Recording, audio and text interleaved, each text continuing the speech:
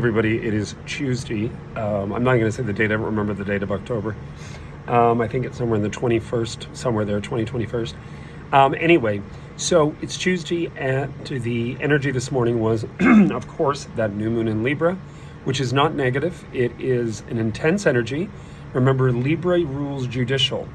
So when we go through energies like the new moon, it actually gives a new perspective. It's about being able to sort of renew and look at things from a very different standpoint, rather than criticize and go back on and on and on about what was and what's been done and what hasn't been done.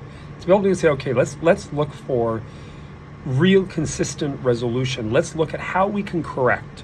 Because when I hear somebody say to me, well, you know, this is not my problem, it wasn't my fault. Yes, that's true, but if we step into station of responsibility, it is our fault, because we take on the good with the bad. And I think this is going to be the big issue going forward for a lot of people, especially Libras. With you Aries out there, it's about your relationships, and that you have to give your understanding of your partake in that relationship. With Cancer signs, it's home. Do you feel comfortable? If you don't feel comfortable, make it very clear things have to change. Capricorns, it can be home, career, as for Cancer, because it's in that cardinal energy. Virgos, it's also about, okay, I'm going to really look at things differently financially, and I'm going to reboot.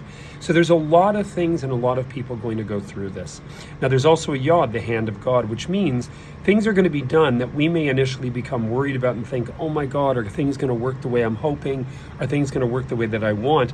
And the universe is saying, please trust the river of life.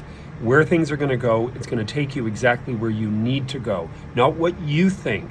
That's ego. It's what is best for you in regards to your own development and abilities. So it's an intense time. And, it's not, I don't think necessarily the energy this morning is negative. I think it's still discerning. Like, all of us are feeling a little on edge. Remember, moons and the shadow of the moon, which is the new moon, and that full moon, they do bring about an emotional reaction. That's lunatic. And it affects women's cycle, it affects the tides, it affects, all of this stuff. Earthquakes then, of course, come about because of disruption with the moon.